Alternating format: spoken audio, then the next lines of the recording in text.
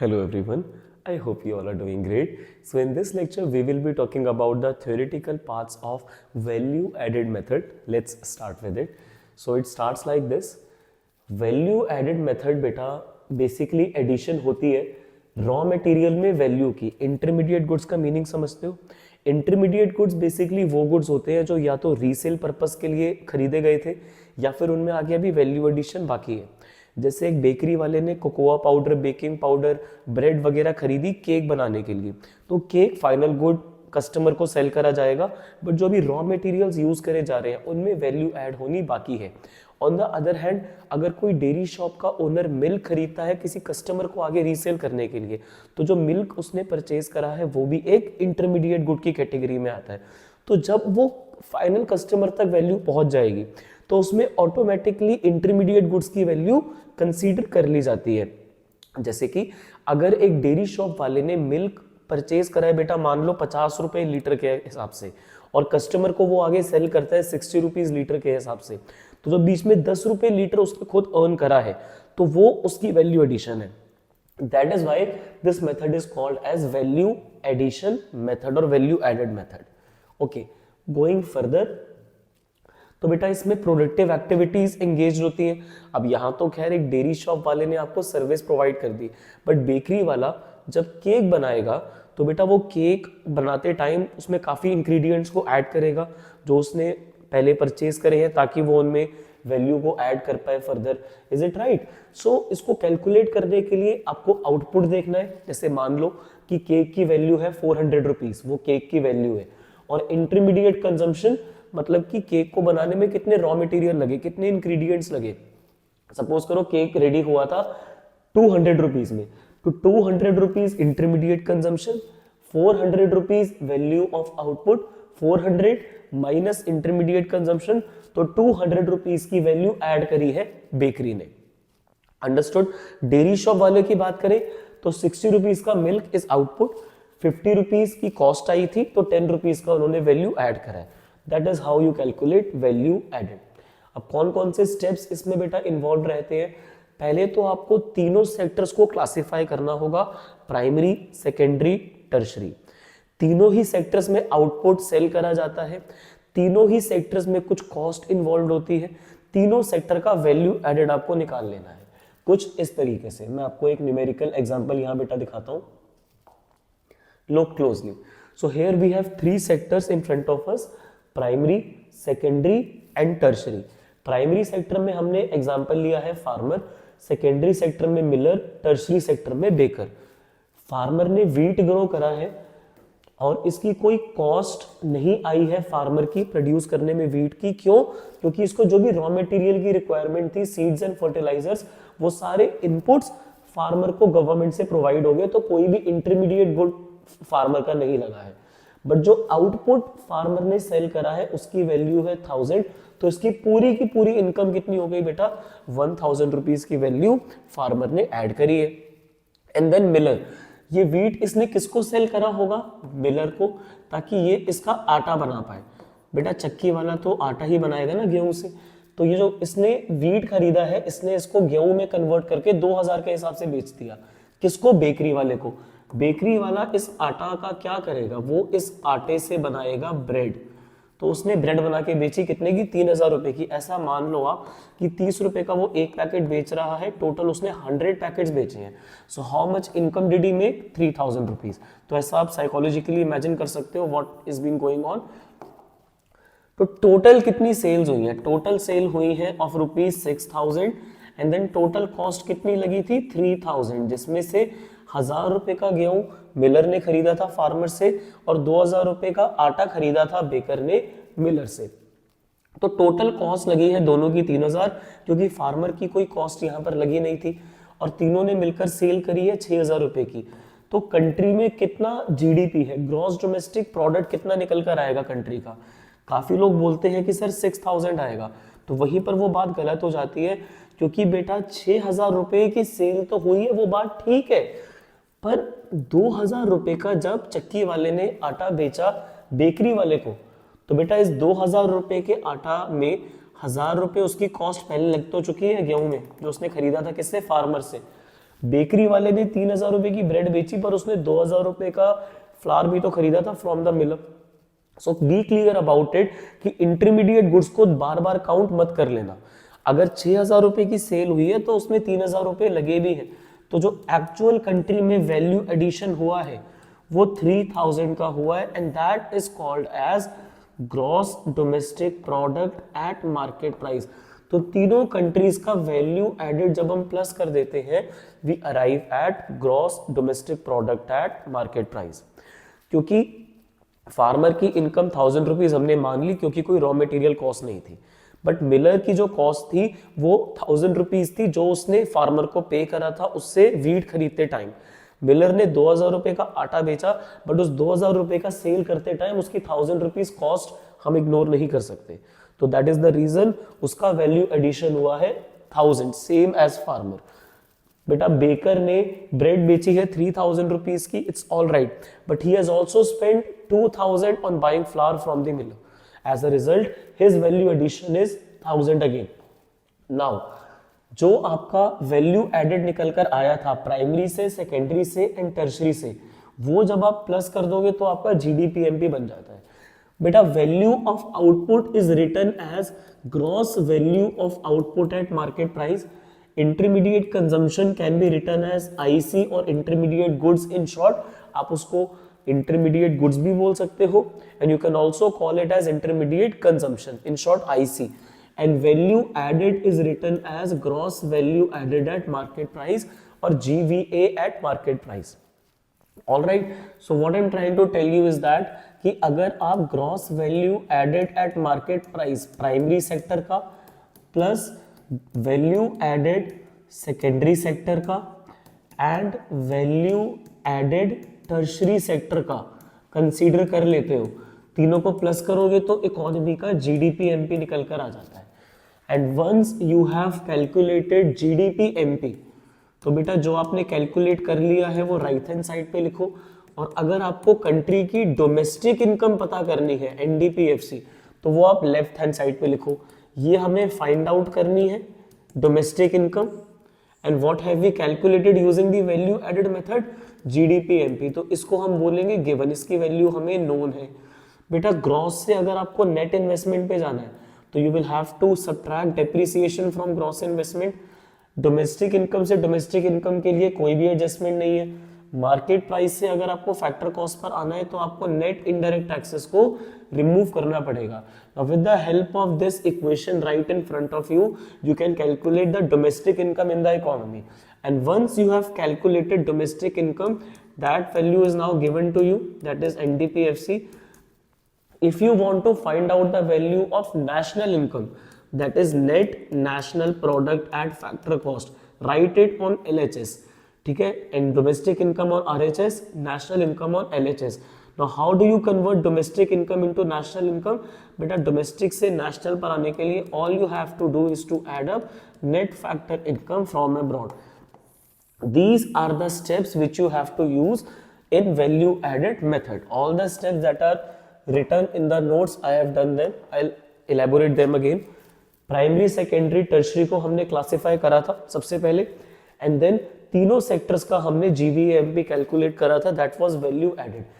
बेटा summation of value added of all the sectors primary, secondary and tertiary gave us जीडीपीएमपी।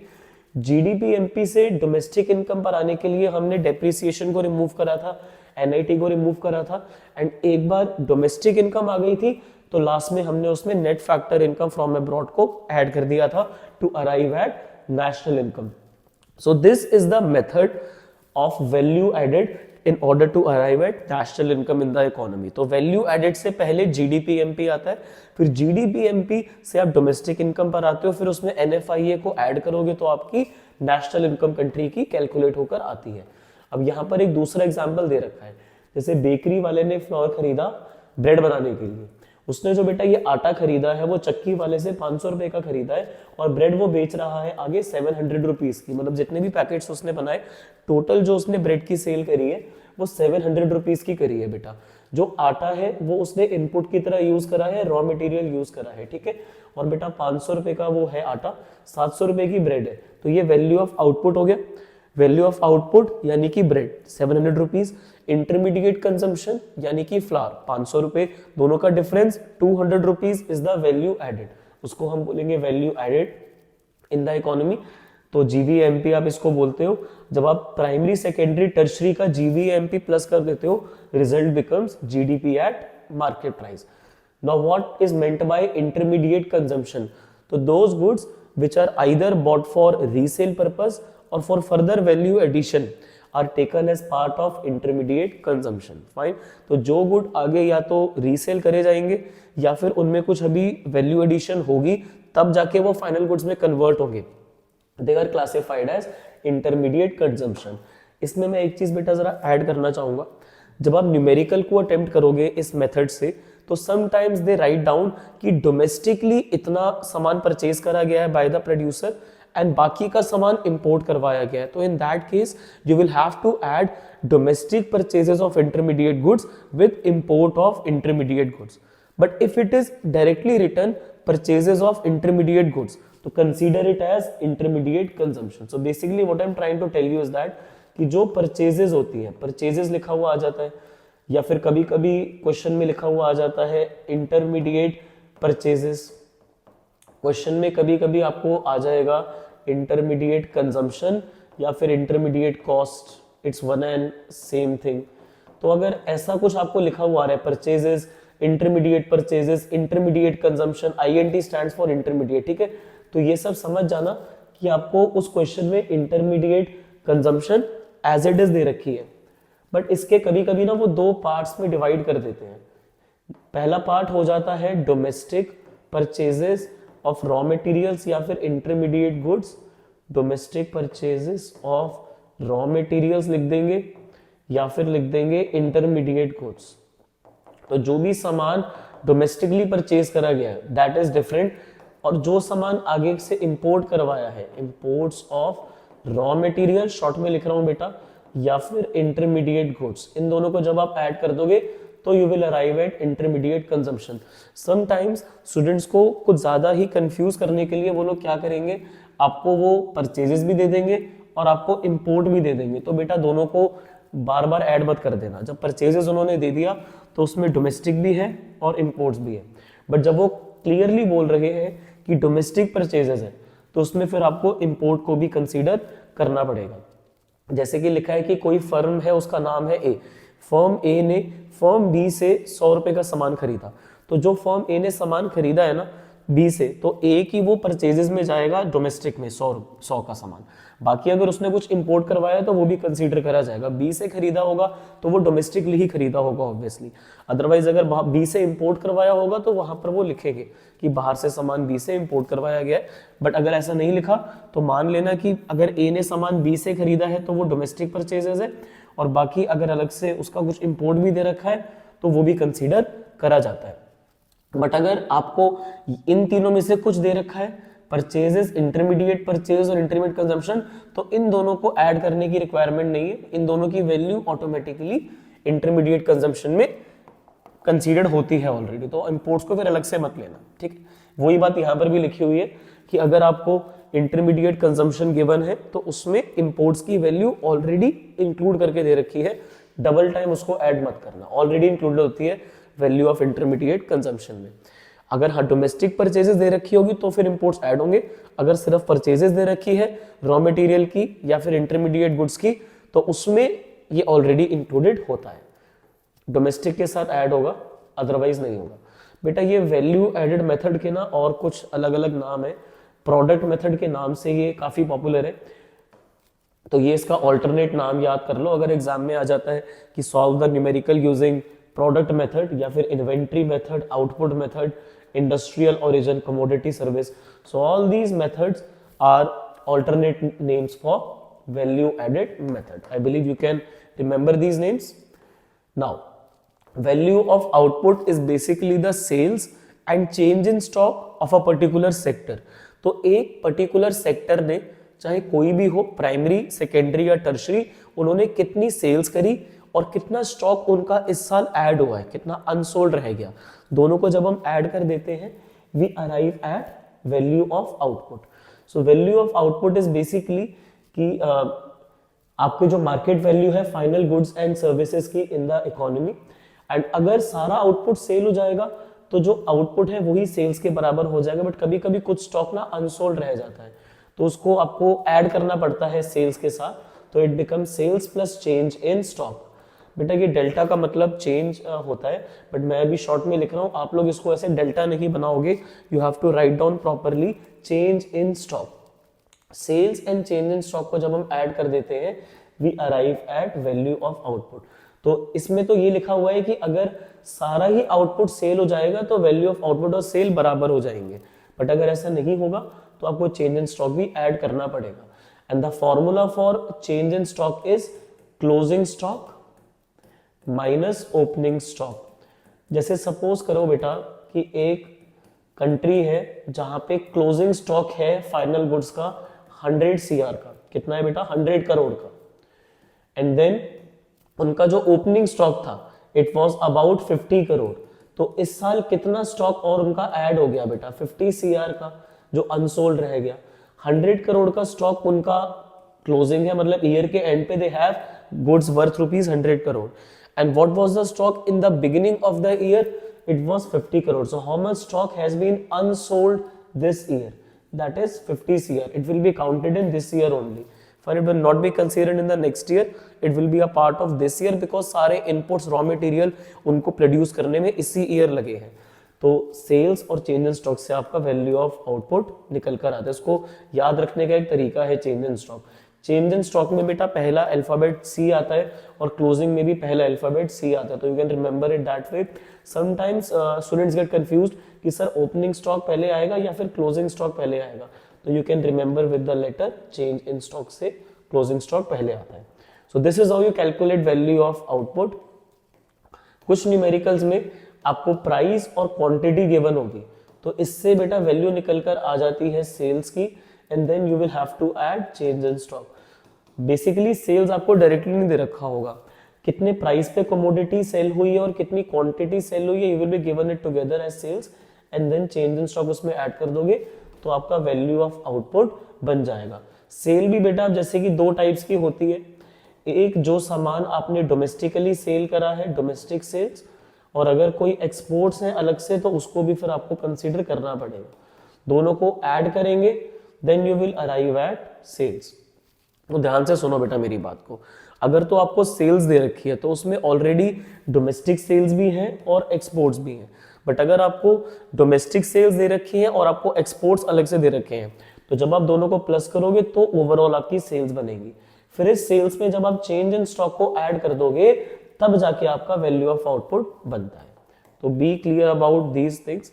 तो exports को अलग से सेल्स में मत ले लेना, क्योंकि सेल्स में डोमेस्टिक सेल्स भी होती है और एक्सपोर्ट्स भी होते हैं, बट अगर आपको वहां पर डोमेस्टिक सेल्स दे रखी है तो आपको फिर उसमें एक्सपोर्ट्स को ऐड करना पड़ेगा। तो सेल्स अगर गिवन है, ठीक है, तो उसके अंदर डोमेस्टिक सेल्स और एक्सपोर्ट्स ऑलरेडी इंक्लूडेड होते हैं, ठीक है। अगर सेल्स जैसे क्वेश्चन में लिखा हुआ है और डोमेस्टिक सेल्स मेंशन नहीं करा हुआ तो उस केस में डोमेस्टिक सेल्स एक्सपोर्ट्स सेल्स के अंदर इंक्लूडेड होते हैं, बट अगर डोमेस्टिक लिखा हुआ आ जाएगा तो उस केस में फिर आपको एक्सपोर्ट्स को ऐड करना पड़ेगा। बी क्लियर अबाउट इट, ठीक है। अब किन बातों का हमें ध्यान रखना है जब हम वैल्यू एडेड मेथड को अप्लाई करेंगे। This is the last theoretical part of this lecture. काफी देर से बेटा आप लोग सुन रहे हो, टॉपिक्स इंपॉर्टेंट है, न्यूमेरिकल भी इंपॉर्टेंट होते हैं, थ्योरी भी इंपॉर्टेंट होते हैं, ठीक है। इसमें एक क्वेश्चन बाय द वे और रहेगा double counting, that I will be covering in the next lecture. अभी के लिए प्रिकॉशंस। तो जो इंटरमीडिएट गुड्स हैं उनको हम सब्ट्रैक्ट कर रहे हैं। सब्ट्रैक्ट करने का मतलब क्या होता है, उनकी वैल्यू हम कंसीडर नहीं कर रहे हैं। हमें मेनली क्या मतलब है, वैल्यू एडेड से। तो आउटपुट में से इंटरमीडिएट कॉस्ट को आप लेस करोगे, you will arrive at value added. Then sale and purchase of second hand goods हमें कंसीडर नहीं करना। अगर कोई second hand car, second hand furniture की सेल करते हैं इकोनॉमी में तो उन पे जो कमीशन होता है वो इनकम मेथड में काउंट करा जाता है, बट यहाँ पे वैल्यू एडेड में आपका जो सेल एंड परचेज जो वैल्यू होती है गुड्स की, सेकेंड हैंड गुड्स की, it is not a part of output. And then production of services for self consumption are not included. घर में बेटा जैसे आप पौधों में पानी डाल देते हो, किचन गार्डनिंग कर लिया, खाना बना लिया, तो those values are not counted in value added method. Production for self consumption will be included. जैसे एक कंपनी है जो लैपटॉप बनाती है, उन्होंने अपने एम्प्लॉइज को लैपटॉप दे दिए काम करने के लिए, तो बेटा उन्होंने प्रोड्यूस करे होंगे, उनकी उसमें कॉस्ट लगी होगी। तो जो सामान आप खुद के लिए बनाते हो, कंपनी जैसे बनाती है अपने एम्प्लॉयज के लिए, so those things should B part of countries GDP, तो वो आउटपुट में कंसीडर करी जाती है चीजें। Imputed value of owner occupied houses should be included. बेटा जो लोग अपने घर में रहते हैं वो रेंट तो देते नहीं है, पर बेटा उनकी जो हाउसिंग सर्विसेज है वो उन्हीं लोगों की तरह होती है जो लोग रेंट पे करते हैं। तो बेटा उनकी जो वैल्यू है रेंट की वो काउंट करी जानी चाहिए, इवन दो वहां पर रेंट पे नहीं करा जा रहा है। बट एवरी ईयर बेटा रेंट की मतलब देखो प्रॉपर्टी की वैल्यू बढ़ती है, तो उसको हम रेंट की वैल्यू में कंट्री के जीडीपी में कंसीडर करते हैं in value of output. Then change in stock आपका कंसीडर करा जाता है by the difference between closing stock and opening stock. So all these things should be taken care of. Services को नहीं लेना है, गुड्स को लेना है। देन इम्प्यूटेड वैल्यू हाउसेस की कंसीडर होती है, चेंज इन स्टॉक कंसीडर होता है, sale purchase second hand goods की नहीं कंसीडर करी जाती है, एंड बेटा इंटरमीडिएट गुड्स को हमें सबट्रैक्ट करना होता है। नाउ अगर हम इसको समराइज करें पूरे वैल्यू एडेड मेथड को, तो what can we say about it? So the formula is value of output minus intermediate consumption will give you value added. Is it right? So this is the overall formula to get at value added method, all of you. And how do we calculate value of output? By adding up sales and change in stock. तो बेटा sales और change in stock, और अगर कोई company ने own production करी है खुद के लिए जैसे लैपटॉप एंड ऑल, तो वो सब भी बेटा यहाँ पर आपका आ जाएगा। सेल्स फिर फर्दर दो टाइप्स की होती है, डोमेस्टिक सेल्स एंड एक्सपोर्ट्स। तो जो भी सामान उन्होंने डोमेस्टिकली सेल करा है और बाहर आगे एक्सपोर्ट्स करा है, दोनों को हम कर देंगे add and we will arrive at the value of sales. ठीक है जी बेटा, चेंज इन स्टॉक को निकालने का फॉर्मूला होता है closing stock minus opening stock. Closing stock में से ओपनिंग स्टॉक को माइनस करेंगे तो चेंज इन स्टॉक आ जाएगा, फिर इसको सेल्स में ऐड करेंगे, then we will arrive at value of output. Intermediate consumption में आपको दो चीजें लेनी होती हैं, एक बेटा domestic purchases of intermediate goods, domestic purchases of intermediate goods, short में बेटा I am writing intermediate goods are those goods which are either bought for resale purposes और फॉर फर्दर वैल्यू एडिशन। तो डोमेस्टिक के साथ साथ अगर कुछ आपने इंपोर्ट करवाया है, इंपोर्ट ऑफ इंटरमीडिएट गुड्स, सो ये दोनों ऐड हो जाएंगे and it will enable intermediate consumption. ठीक है, इससे आईसी आपका निकल कर आ जाएगा, तो इसको जीवीओएमपी में से सब्ट्रैक्ट करोगे and you will arrive at value added. So these things are for value of output. अच्छा कभी कभी ना क्वेश्चन में वो सीधा सीधा लिख देते हैं जीवीओएमपी, तो समझ जाना कि वो ये सब करने की जरूरत नहीं है आपको, वो जीवीओएमपी ही है। सब्ट्रैक्ट करेंगे इसमें से इंटरमीडिएट कंजम्पशन की वैल्यू को and then we will arrive at value added in the economy, that is GVA at market price. So this is the formula for value added method. So this was theoretical part of value added method. In next lecture we will be talking about the problem of double counting in this method. Still beta, if any student has any doubt difficulty in this method, feel free to ask to me in the comment section or on my Insta handle. I will help you with that. Thank you for listening me so patiently. Have a nice day.